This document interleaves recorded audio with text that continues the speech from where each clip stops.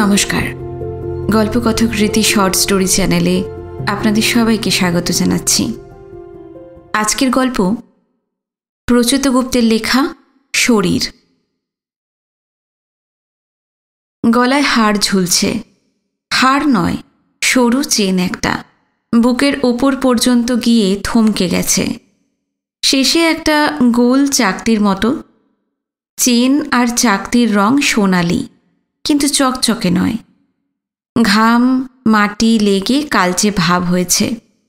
সস্তার ঝুটো গয়না। গ্রামের গরিব মেয়ে, এর বেশি আর কি পরবে? নিশ্চয়ই মেলা থেকে কিনেছে। আমার কিন্তু পছন্দ হয়েছে। সেই পছন্দ একটু একটু করে বাড়ছেও। ময়লা রং, আঁচল ছেঁড়া শাড়ি, রং ওঠা সব জেটে ব্লাউজ, কাজল দেওয়া চোখ, ঠোঁটের কোণায় হাসি, গলার মলিন চেন, আর গা থেকে আসা এক ধরনের ভেজা সোঁদা গন্ধ। সবাই মিলে আমাকে কি হাতছানি দিচ্ছে? মেয়ে মানুষের হাতছানি আমার কাছে নতুন কিছু নয়। এই হাতছানিতে অন্য কিছু আছে। কি আছে? মেয়েটার ঠোঁটের হাসি রহস্যময়। কখনো মনে হচ্ছে সত্যি, কখনো মনে হচ্ছে বিভ্রম। গা শিরশিরানি লাগছে। আর দেরি করবার মানে হয় না। আমি ডান হাত বাড়ালাম, কিন্তু এ কি? হাত যে তুলতে পারছি না। হাত এত ভারী লাগছে কেন? মনে হচ্ছে হাতটা আর হাড়, রক্ত, মাংস পেশির নেই। হাতটা পাথরের হয়ে গেছে। এই পাথর টেনে তোলবার শক্তি আমার শরীরে আর নেই। আবার চেষ্টা করলাম। টেবিল থেকে ইঞ্চি তিনেক তুলতে পারলাম, ফের জেকে সেই ভারী। কি হলো হাতে? পেশিতে টান পড়েছে? হাড়ে ব্যথা? নিজের অজান্তে কোথাও ধাক্কা খায়নি তো? হতে পারে। অনেক সময় এরকম হয়। চোট লাগবার সময় বোঝা যায় না, পরে ব্যথা হলে বোঝা যায়। আচ্ছা, আমি কি আজ ভারী কিছু তুলেছিলাম? জলের বালতি? সে তো হামেশাই তুলি। হতচ্ছাড়া সব জায়গায় থাকতে হয়। জলের বালতি তোলা ছাড়া আর উপায় কি? হয় কুয়ো থেকে বালতি করে জল তোলো, নয় পুকুরে যাও। কি আর করা, চাকরিটাই যে এরকম। আজ তো নতুন নয়, 18 বছর ধরে এই কাণ্ড চলছে। তবে গত দুদিনে তো জলের বালতি তোলবার ব্যাপার ছিল না। গেস্ট হাউসের রাঁধুনি বেটা তুলে দিয়েছে জল। তাহলে আমার পোস্টের নাম গালভারি, ভিলেজ ওয়েলফেয়ার অফিসার। ঘেঁয়ো মানুষের ওয়েলফেয়ার আমার কাছে নাইট মেয়ার। একসময় উৎসাহ ছিল, আজকাল দুঃস্বপ্নের মতো লাগে। বছরের বেশিরভাগ সময়টাই থাকি গণ্ডগ্রামে, হাঁপিয়ে উঠি। আমাদের দেশের গ্রামগঞ্জের যে কী হাল, এই শালার চাকরি না করলে জানতেই পারতাম না। দেশে যত গরিব বাড়ছে, গরিবের জন্য স্কিম তত বাড়ছে। টাকা পাইয়ে দেবার ছক। এটা ভালো। গরিব বাড়ুক, স্কিমও বাড়ুক। 1000টা সরকারি স্কিম চলে বছর ভোর। হেনা কল্যাণ, তেনা কল্যাণ, হেনা সুশ্রী, তেনা কুশ্রী, হেনা গর্ব, তেনা সম্পদ। কোনোটা এখানকার, কোনোটা দিল্লির। সবথেকে মঙ্গলের কথা, এই সব ছকের বেশিরভাগের হদিশই গরিব মানুষের জানা নেই। তাই হয় সরকারি টাকা পড়ে থাকে, নয় টাকা ফেরত যায়। আর সিংহভাগ হয় গপাস। গপাস মানে পকেটে সিঁধোয়। দালালের পকেটে, মাতব্বরের পকেটে, ব্লক অফিসারের পকেটে, পঞ্চায়েতের পকেটে, পার্টি অফিসের পকেটে। যার যেখানে যেমন জোর। আমার চাকরি হলো ঘুরে ঘুরে এইসব স্কিমের তদারকি করা। কত টাকা খরচ হলো, কত টাকা পড়ে রইল, কত টাকা কে পেল, কে পেল না, কেন পেল না, এই সব হাবি জাবি কাজ। শুধু তদারকি নয়, স্কিমের টাকা পড়ে থাকলে বিলি বন্টনের ব্যবস্থাও করতে হয়। স্পটে গিয়ে ঝপাঝপ কটা গরিব পাকড়াও করো, ফর্ম ভরো। কলকাতার হেড অফিসে ফিরে সেগুলোতে অ্যাপ্রুভাল করিয়ে ব্যাংকে, পোস্ট অফিসে পাঠিয়ে দাও। সরকার নিশ্চিত হলো কাজ হচ্ছে, গরিবও খুশি হচ্ছে, ভোট বাড়ছে। ভিলেজ অফিসার কর্তব্যপরায়ণ, গরিব মানুষের জন্য প্রাণ কাঁদা টাইপ। সবই খাতায় কলমে, এক একটা জায়গায় তার অল্প দিনের পোস্টিং, কোথাও 2-3 দিন, কোথাও 7-10 দিন। আবার বাক্স প্যান্টরা গুছিয়ে ছোট, সেও কোনো আবার পাড়া গায়ে, মশা কাঁদা অন্ধকার। চাকরির ইন্টারভিউয়ের সময়ই আমাকে জিজ্ঞেস করেছিল, গ্রামে ঘুরে কাজ পারবেন তো?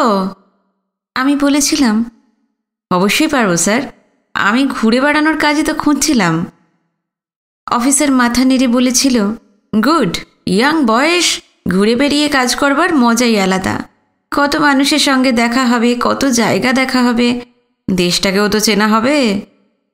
আমি গদগদভাবে বলেছিলাম, অবশ্যই স্যার, আমি দেশ চিনতেই তো চাই। আর তাছাড়া স্যার, আমি গ্রাম অত্যন্ত ভালোবাসি। গ্রামের সবই খাঁটি, হাওয়া বাতাসই বলুন, শাকসবজি বলুন, আর মাছই বলুন। অফিসার আমাকে থামিয়ে বলেছিলেন, মানুষগুলোও খাঁটি, কিন্তু আমরা শহরের লোক গিয়ে মাঝে মাঝে বিষ ঢেলে দিয়ে আসি। নিয়ম হলো, যে ইন্টারভিউ নেয় তার সব কথায় তবলা বাজাতে হয়। এই তবলা হলো হাত কচলানো তবলা। গানের সঙ্গে তবলা ঠিকমতো বাজালে তবেই কাজ জুটবে। মনে আছে আমি বলেছিলাম, ঠিকই স্যার, আপনি খুব ঠিক কথা বলেছেন। অফিসার বললেন, যদি চাকরিটা পেয়ে যান খুব পরিশ্রম করতে হবে কিন্তু। মনে মনে বললাম, শালা, কে কত পরিশ্রম করে জানা আছে খুব, একবার ঢুকতে দাও না, টের পাবে। কিন্তু বিনয়ের সঙ্গে বললাম, অবশ্যই পারবো স্যার, আলবাত পারবো, পরিশ্রমই আমার জীবনের ব্রত। অফিসার বললেন, গ্রামে কিন্তু অনেক সমস্যা, ঠিকমতো থাকবার জায়গা পাবেন না, বৃষ্টিতে জল কাদা হবে, অনেক জায়গায় ইলেকট্রিসিটি নেই, সাইকেল আর ভ্যান রিক্সা ছাড়া যাওয়ার উপায় নেই, কোথাও হয়তো নৌকো ফেরি সার্ভিস পাবেন, পছন্দ মতো যে কিছু কেনাকাটা করবেন এমন দোকান বাজারও পাবেন না, সন্ধ্যের পর ঘরে বসে থাকা ছাড়া কিছু করবার নেই, নো এন্টারটেনমেন্ট। শহরের সুখ ছেড়ে এই জীবন মেনে নিতে হবে কিন্তু। তখন আমি চাকরির জন্য হাঁকপাঁক করছি, আর এই তো একেবারে সরকারি চাকরি, হাতে চাঁদ। গ্রাম কেন, যদি বলে নরকে যাও তাই যাব। আমি বড় করে ঘাড় কাত করলাম, হ্যাঁ স্যার, আমি গ্রাম খুব ভালোবাসি, গরিব মানুষ ভালোবাসি, তাদের জন্য কাজ করবার ইচ্ছে আমার বহু দিনের। অফিসার ভুরু কোঁচকালেন, আমায় বিশ্বাস করতে পারলেন বলে তো মনে হলো না। বললেন, পরে কিন্তু ট্রান্সফারের জন্য তদবির করতে পারবেন না, পোস্টটাই এরকম, এর বদলি হয় না, কাজ না পোষালে ছেড়ে দিতে হবে, অন্য কোনো উপায় থাকবে না, আগেই বলে রাখলাম। না স্যার, উপায়ের কোনো প্রয়োজন নেই, আমি তো মানুষের উপকারই করতে চাই, নিজের উপায় নয়। সেই থেকে গ্রামে গ্রামে ঘুরছি। এখন আর আমি ইয়াং নই, মাঝবয়সী। আমাদের দেশে দিন দিন গ্রামের হাল খারাপ হচ্ছে, সেই গ্রামে গিয়ে দিন কাটানো খুব কঠিন। তারপরেও আমি এই কাজে আনন্দ খুঁজে নিয়েছি। 2টো কারণে নিয়েছি, না 2টো নয়, 3টে কারণে। 3টে কারণই গোপন, ফাঁস হলে ফেঁসে যাব। কারণ নাম্বার 1 হলো, বাইরে ঘুরে বেড়ানোর জন্য আমার খিটখিটে বউটার সঙ্গে বেশি সময় আমাকে থাকতে হয় না। সে শহরে থাকে নিজের মতো, আমি ঘুরে বেড়াই নিজের মতো। 2 নাম্বার কারণ, কমিশন, 2 পাইস। তদারকি রিপোর্টে যাতে চুরির কথা না লিখি তার জন্য সবাই ঘুষ দেয়, কখনো স্কিম পিছু, কখনো বেনিফিশিয়ারি পিছু, সংখ্যা বাড়িয়ে দিলেই হলো। হয়েছে 10টা, লিখলাম 20টা, হয়েছে 20, লিখলাম 30, সবই ক্যাশ। কখনো কখনো ঘুষ 2 পাইসের জায়গায় 4 পাইস হয়ে যায়। এই সুযোগ কটা চাকরিতে পাবো? এর জন্য একটু জলকাদার কষ্ট তো করতেই হবে বাপু। এবার 3 নম্বর কারণ বলি। এই 3 নম্বর কারণটাই হলো গড়বড়ে। বলবো? না থাক, একটু পরেই বলি। নিজের কেচ্ছা নিজে বলতে লজ্জা লাগে। আমি মানুষটা লাজুক প্রকৃতির মানুষ। আমি এবার বাঁ হাত এগোতে লাগলাম। বেশি দূর তো এগোতে হবে, টেবিলের ওপাশ পর্যন্ত। ডান হাত না চলুক, বাঁ হাত তো চলবে। বাঁ হাত বলে তাতে তো কম অনুভূতি নেই, ফলে মজার কিছু খামতি হবে না। আর গোটা বিষয়টাই তো আসলে ছোঁয়ার মজা, মেয়ে মানুষ ছোঁয়া। আরে বাবা, প্রথমেই তো আর অন্য কিছু করছি না, খিঞ্চে দিচ্ছি না, কামড়ে দিচ্ছি না, শুধু কাঁধের ওপর একটু হাত রাখছি মাত্র, তাও জোরে নয়, হালকা করে, একটু ইশারা। সেই ইশারা বোঝা না বোঝার মাঝখান দিয়ে যাবে। তবে আমার এক্সপিরিয়েন্স হলো, গাঁয়ের গরিব অশিক্ষিত মেয়েরা এইসব বেশি বোঝে, ওদের মান সম্মান বেশি, একটু এদিক থেকে ওদিক হলেই দা কাটারে নিয়ে কোপ বসায়। তাই সাবধান। প্রথম সাবধান থাকতাম, এখন আর দরকার লাগে না। এটাই আমার এই চাকরির 3 নম্বর প্লাস পয়েন্ট। এবারে সেই কথাটাই বলি, কাজ করতে করতে ভেবে দেখলাম, এত যে ঝামেলা করে ডিউটি করি, বউ ছেড়ে ট্যাঙস ট্যাঙস করে বনে বাদারে ঘুরে বেড়াই, আমার এন্টারটেনমেন্ট লাগবে না? আমি কি পুরুষ মানুষ নই? আমার বুঝি শখ আহ্লাদ নেই? বুঝতে পারলাম এন্টারটেনমেন্ট নিজেকেই খুঁজে নিতে হবে। খুঁজেও নিলাম। মেয়ে মানুষ, আমাকে দা কাটারি মারবার সুযোগ নেই, মারলে নিজেরই ক্ষতি। আমি তো বছর ভোর টাকা পয়সার ব্যবস্থা করে দিয়ে যাব। মেয়েদের জন্য স্কিম তো কম নেই। লেখাপড়া থেকে শুরু করে ঘরে বসে ব্যবসা, ঝুড়ি থেকে মুড়ি, বোনা থেকে গোনা, শাকসবজি থেকে গোয়াল, পোলট্রি, মিড ডে মিলের রান্নাবান্না, হাজারটা আছে। একটা কিছু লাগিয়ে দিলেই টাকা ঘরে আসে। কাজ কি হলো কে দেখতে চায়?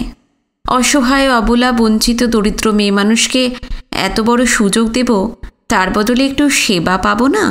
সব কি মাগনা হয়? আমার কথা হলো, তুই গরিব, তার উপর মা বোনের জাত। তোর কাছ থেকে তো আর ঘুষ হিসেবে 2 পয়সা চাইতে পারি নে। আমি তো পাষণ্ড নই। তাহলে তুমি আমায় কি দিবি? এন্টারটেনমেন্ট দিবি, আনন্দ দিবি। সন্ধেবেলা ঘরে আসবি, 2 রসের কথা কইবি, 4টে রুটি করে দিবি, একটা অমলেট ভেজে দিবি, তারপর একটু হাত টিপে দিবি, পা টিপে দিবি, তারপর হ্যারিকেনের আলো কমিয়ে দুজনে গল্প গুজব করব। কতক্ষণের মামলা? আমার মতো চরিত্রবান মানুষদের জন্য একটা আনন্দের কথা আছে। আমাদের দেশটা এমনই গরিব যে অভিজ্ঞতায় দেখেছি, অল্প কটা টাকার জন্য বউ মেয়েদের অনেক সময় বাড়ি থেকেই সাজুগুজু করে পাঠিয়ে দেয়। কখনো স্বামী এগিয়ে দিয়ে যায়, কখনো বাবা কাকা। আগে জমিদার, জোরদার, বড়লোকের ঘরে যেতে হতো, এখন আমার মতো ফড়িদের কাছে আসতে হয়। কে যেন বলেছিল সেই ট্র্যাডিশন সমানে চলছে। কে বলেছিল? যাক, যেই খুশি বলুক, ভাগ্যিস ট্র্যাডিশন চলছে, নইলে আমার মতো পুরুষ মানুষরা যেতাম কোথায়? এমন চমৎকার সিস্টেমের কি হতো? তবে একটাই কথা, জমিদারের কাছে ঘরের মেয়ে বউ নিজের প্রাপ্য টাকা আনতে যেত না, আমাদের কাছে আসে নিজেরটা নিতে। এটাও একটা মজা। নিজেরটা নিতে এসে সেবা দিতে বাধ্য হয়। আহা, কি সিস্টেম! সেদিক থেকে আমরা লম্পট জমিদারদের থেকে এগিয়ে গিয়েছি। তবে মেয়ে মানুষ এলেই যে আমার পছন্দ হয় এমন নয়। কখনো কাউকে মনে লেগে যায়, মনে না বলে শরীরে বলাই ভালো। এই মেয়েকে মনে লেগেছে, সেই লাগা বাড়ছে, ছুঁয়ে দেখতে ইচ্ছে করছে। পরের ঘরের মেয়ে মানুষ ছোঁয়ায় খুবই মজা। ডান হাত এগোতে না পারায় ভিতরটা উসখুস করছিল, তাই এবার বাঁ হাত বাড়িয়েছি। হাত রাখবো মেয়েটার কাঁধে, জামা আর ঘাড়ের মাঝখানের খোলা জায়গায়। আঙুলে টোকা দেব। এই টোকাই ইশারা, মানে শোনা, কাজ তো হলো, এবার ঘরে এসো। এতে ডানে ছুঁলেই বা কি, বাঁয়ে ছুঁলেই বা কি, সবই এক। তাই আমি বাঁ হাত বাড়ালাম। নিমেষে গোটা হাত আমার ঝনঝন করে উঠল। কেউ যেন ইলেকট্রিক শক দিল। আমি চমকে উঠলাম। কি হচ্ছে এসব? কেন হচ্ছে? 2 হাতেই কি সমস্যা? একটা হাত পাথরের মতো ভারী, অন্যটায় ইলেকট্রিক শকের মতো ধাক্কা। হয়েছেটা কি? দ্রুত ভাববার চেষ্টা করলাম। Joint pain? হাত দুটো অকেজো হয়ে যাবে নাকি? কলকাতায় ফিরেই ডাক্তার দেখাতে হবে। অত ছাড়া শরীর ঝামেলা করবার আর সময় পেল না। কমলা গলার চেন বাঁ হাতের আঙুলে নিয়ে প্যাঁচ মেরে ঠোঁটের ফাঁকে হাসল, আর আমার গা শিরশিরিয়ে উঠল। হ্যাঁ, এই মেয়ের নাম কমলা, বয়স বলেছে 27। এই দয়ালপুরের পাশের গাঁ মুকুন্দপুরে শ্বশুরবাড়ি। স্বামীর নাম জগৎ। বিয়ের 1 বছরের মধ্যে সেই লোকের প্যারালিসিস হয়। সেরিব্রাল অ্যাটাকে ডান দিকটা পড়ে গেছে। হাত নাড়তে পারে না, পা নাড়তে পারে না। 5 বছর বিছানায়। রোজগারপাতি কিছু নেই। ভিলেজ অফিসার পাশের গ্রামে এসেছে শুনে এই ভরা দুপুরেই কমলা ছুটে এসেছে। যদি স্কিম টিম দিয়ে কোনো টাকা পয়সার কোনো ব্যবস্থা হয়, ছোটোখাটো ব্যবসা করবে। বড়ি, পাঁপড়, আচার, কাসুন্দি বানিয়ে বেচবে। আমি এই দয়ালপুরে এসে 3 দিনের জন্য অফিস খুলেছি আমার আস্তানায়। গ্রামের একমাত্র পাকা গেস্ট হাউস। সেচ না কৃষি দপ্তরের বাড়ি, নামেই গেস্ট হাউস। কতদিন যে মেরামত হয়নি তার ঠিক নেই। মাথা ঘামাই না, ঘামিয়ে লাভ কি? 2 রাত তো থাকা। না আছে ইলেকট্রিক, না আছে জল। কেয়ারটেকার কাম রাঁধুনি অভয়। বুড়োটা থাকেই না, সকালে 2 বেলা রান্না করে পালায়। অফিস বলতে বারান্দায় টেবিল চেয়ার পেতেছি, আর কর্মচারী বলতে আমি একাই। আমি কোথাও গেলেই বিএলআর অফিস, পঞ্চায়েত অফিসে খবর হয়ে যায়। ইচ্ছে করলে সেই সব জায়গায় গিয়েও বসতে পারি। ওরা ঘর খুলে চেয়ার টেবিল দিয়ে, পিয়ন দিয়ে ব্যবস্থা করে। পলিটিক্যাল পার্টিগুলোও ধরে। পারলে নিজেদের দরমা বেড়ার অফিসে বসে স্কিম বিলির ব্যবস্থা করায়। দলের লোকদের পাইয়ে দেবার ধান্দা। ভালো 2 পয়স হলে যাই না যে তা নয়, যাই বই কি। এবার যাইনি, কোথাও যাইনি। নিজেই গেস্ট হাউসের বারান্দায় বসেছি। চারপাশে খবর হয়ে গেছে। লোকজন যা আসবার এখানেই আসছে। এদিক ওদিক থেকে হিসাবপত্র চেয়ে পাঠিয়েছি। তারা ফাইল, কাগজ সব দিয়ে গেছে। ভাগিয়ে দিয়েছি সবাইকে। মাঝে মাঝে একটু কড়া হতে হয়, কড়া সৎ অফিসার। আর তাতে দাম চড়ে। আজকের মতো কাজ শেষ হয়ে গিয়েছিল। কাগজপত্র গোছাতে যাব এমন সময় হাঁপাতে হাঁপাতে কমলা এসে উপস্থিত। মেয়ে বলেই মুখ তুলে তাকালাম, নইলে খেয়ে দিয়ে দিতাম। মেয়ের গোলগাল, ঢলঢলো চেহারা, কাজল দেওয়া চোখ, ফোটানো নাক, মাথায় বেশি করে সিঁদুর, আর সবথেকে বড় কথা, চওড়া ঠোঁটের কোণে কেমন একটা হাসি। বাইরে আকাশ মেঘলা। মেঘলা আকাশে এই ধরনের হাসিতে আমার গা ছমছম করে। কমলা হাঁপাচ্ছিল। শাড়ির ভিতর, জামার ভিতর তার বুক দুটো উঠছিল আর নামছিল। আহারে! আমি তাকে টেবিলের উল্টো দিকে চেয়ারে বসতে বললাম। মেয়েটা কথা কম বলে, হাসে বেশি। নাম ধাম, পরিবারের আয়, কোন ধরনের কাজ করতে পারবে সব তথ্য জেনে স্কিম বেছে দিলাম। ফর্ম ভর্তির পর বললাম, নাও এবার সই করো কমলা। সই করতে পারো তো? কমলা মাথা কাত করল। বলল, টাকা পাবো তো কর্তা? নইলে গলায় দড়ি দিতে হবে যে। আমি হেসে বললাম, আরে বাবা, আমি কি টাকা দেবার মালিক? টাকা দেবে গভর্নমেন্ট। আমি কেবল তোমার সব কাগজপত্র পাঠিয়ে দেব। সব তথ্য দেখে ওরা বিচার করবে যে সত্যি তুমি টাকা পাবার যোগ্য কিনা। আর যোগ্য না হলে নাম কাটা। কর্তা, আপনি সব ঠিক করে লিখে দিন, কেউ যেন বাদ না দেয়। নাও নাও, তুমি এবার সইটা তো করো। যতটা পারি ভালো করেই সব কথা তো লিখলাম।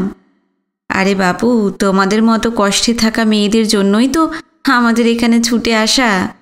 আমি খুব চেষ্টা করব। জানি কর্তা, আর জানি বলেই তো আপনার কাছে ছুটে এসেছি। তুমি জানো? কিভাবে জানলে?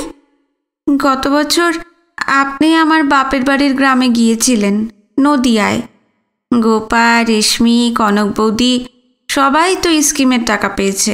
আপনি ব্যবস্থা করেছিলেন, তাই আপনার কাছে ছুটে এসেছি।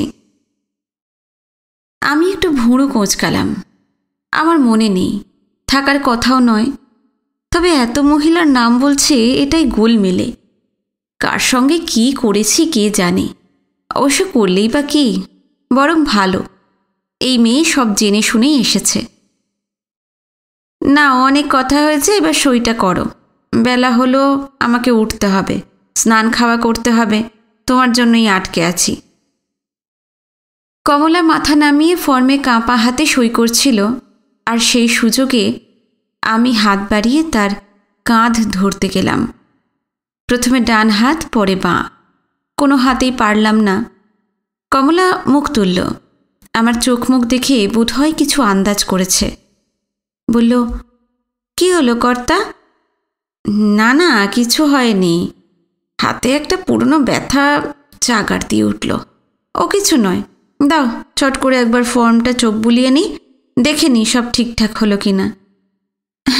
এখন থাক না, আপনি খেয়ে দিয়ে বিশ্রাম করে নিন, তারপর না হয় দেখবেন, এখন আর কষ্ট করতে হবে না আপনাকে। আমি কমলার চোখের দিকে তাকালাম। এসব আশকারার কথা, তাই তো মনে হচ্ছে আমার। আমি বললাম, আর তারপর কিছু ভুল থাকলে আবার সব নতুন করে আমাকে লিখতে হবে, তোমাকে আবার সই করতে হবে।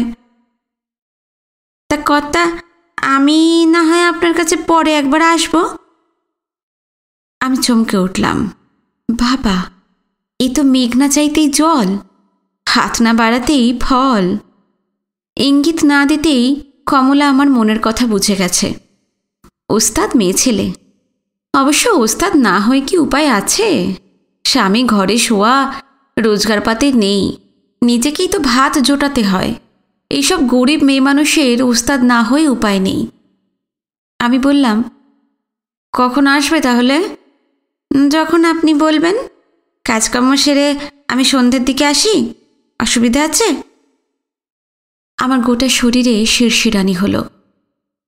এতদিন ধরে খারাপ কাজ করে আসছি, তবু কখনো এরকম হয়নি। আমার মনে হতে লাগলো শরীর এখনো পাকাপোক্ত আছে। শরীর ছাড়া পুরুষ মানুষের আর কী বা আছে। আমি চেয়ার ছেড়ে উঠতে উঠতে বললাম, ঠিক আছে, তাই ভালো, সন্ধ্যের দিকেই তাহলে তুমি এসো। কাগজপত্রে ভুলচুক কিছু থাকলে তখনই ঠিক করে নেওয়া যাবেক্ষণ।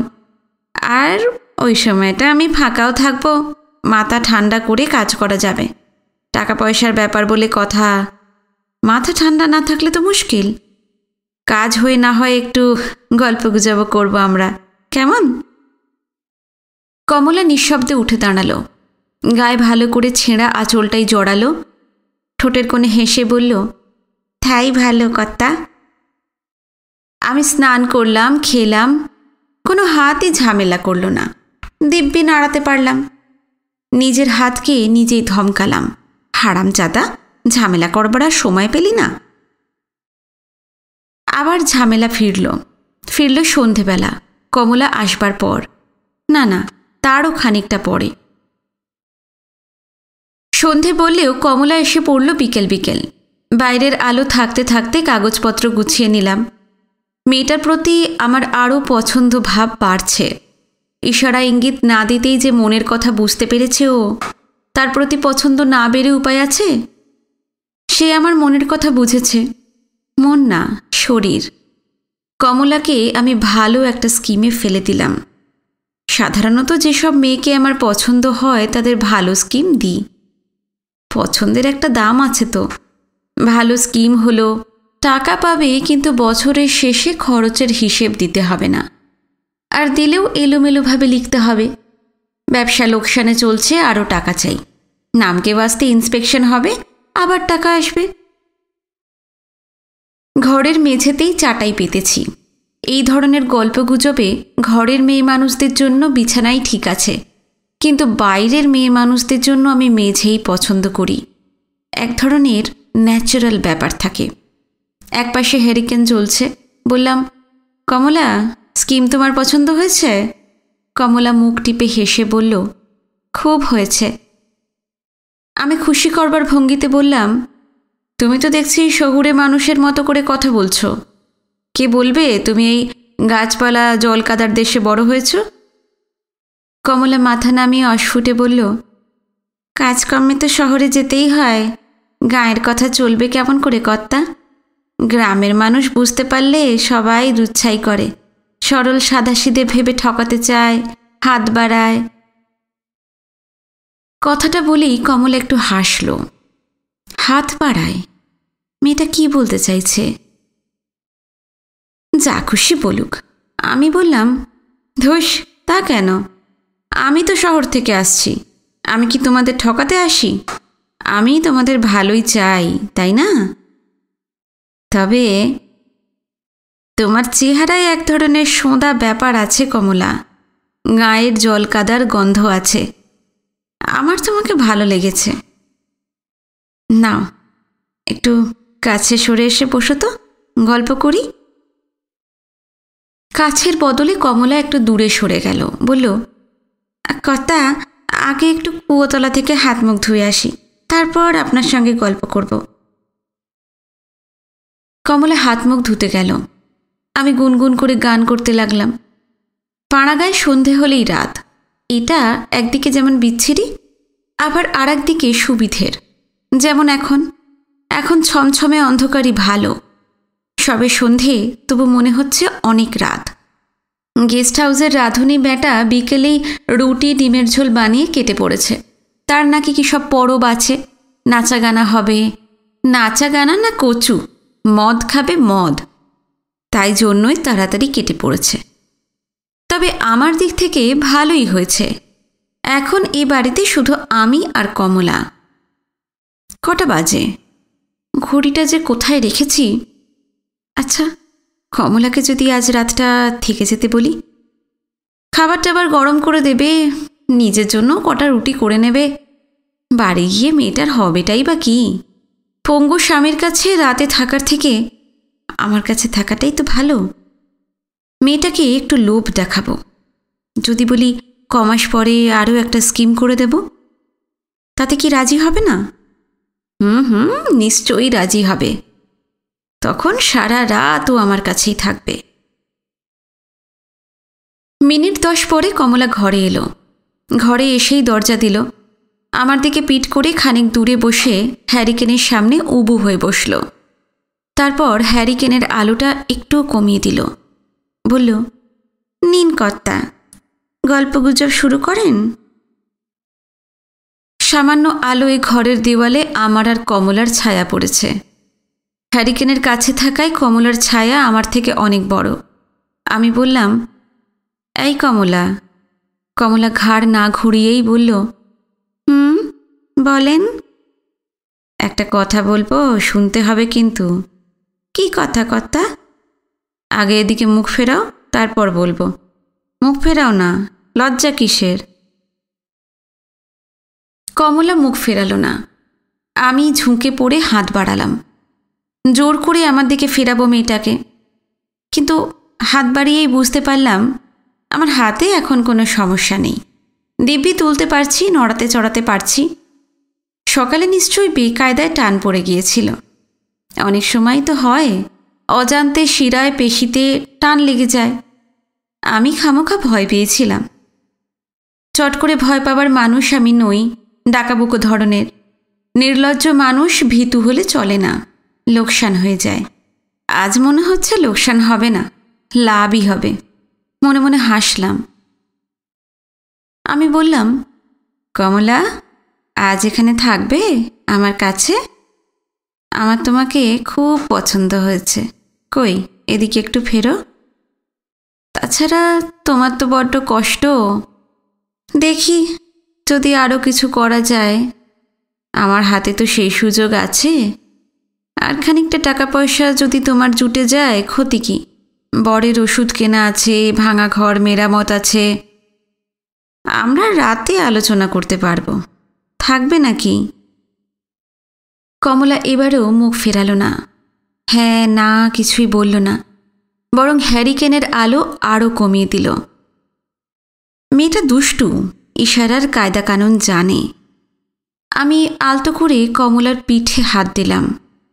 কাপড়ের ওপর হাত দিতেই ছ্যাঁত করে লাগলো। চমকে হাত সরিয়ে নিলাম।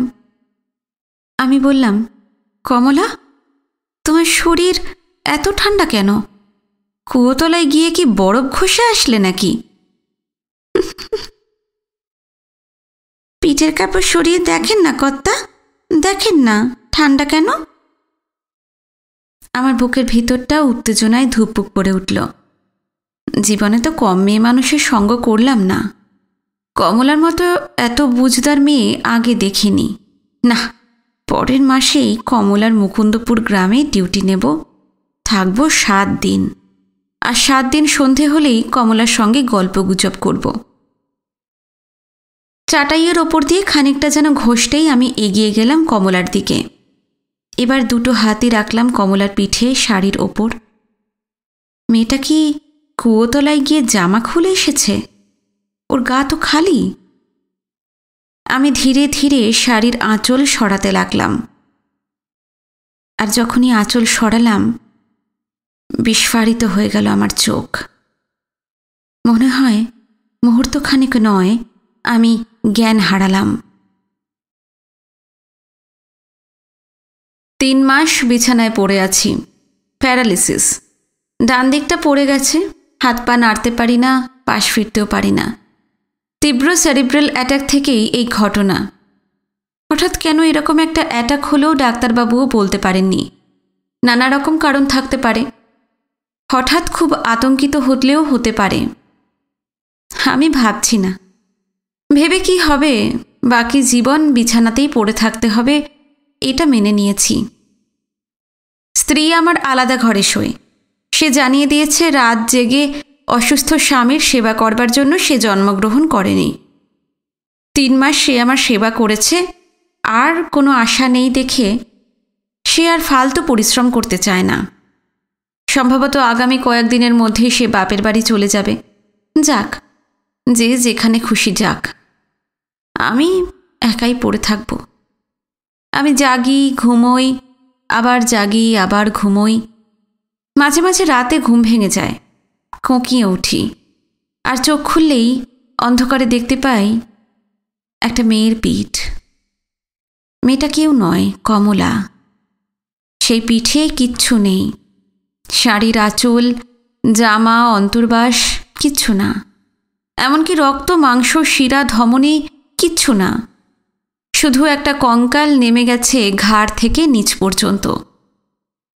মনে পড়ে যায় সেদিন জ্ঞান হারাবার আগে কমলার গায়ে সোঁদা গন্ধ পেয়েছিলাম, তার গলার আওয়াজও শুনেছিলাম। অন্ধকারে কমলা ফিসফিস করে বলেছিল, ভয় পান কেন কর্তা? খেতে না পাওয়া গরিব মানুষের শরীরে কঙ্কাল ছাড়া আর কি থাকবে? এই দেখুন, দেখুন না, আমি সব খুলে এসেছি, জামা কাপড়, হাড় মাংস সব। ভালো করেছি না? আসুন না, ভালো করে জাপটে ধরেন। আজ সারা রাত আমরা গল্প গুজব করব, সারা রাত।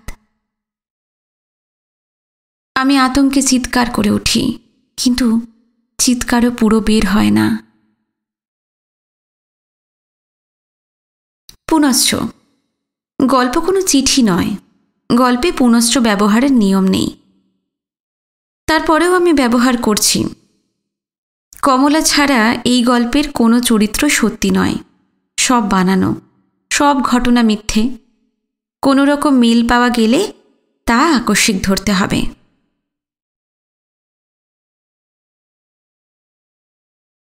কেমন লাগলো আপনাদের প্রচেতগুপ্তের শরীর গল্পটি? ভালো লাগলে অবশ্যই কমেন্টে জানাবেন। ভিডিওতে লাইক দেবেন একটা। যারা নতুন এসেছেন, গল্প পাঠ ভালো লাগলে অবশ্যই চ্যানেলটি সাবস্ক্রাইব করে রাখবেন। অনেক ছোট গল্প আছে চ্যানেলে, আপনারা যদি না শুনে থাকেন সেগুলো শুনে দেখতে পারেন। আশা করি ভালো লাগবে। নতুন গল্প নিয়ে খুব শিগগিরই ফিরে আসছি আপনাদের কাছে। নমস্কার, সবাই ভালো থাকবেন।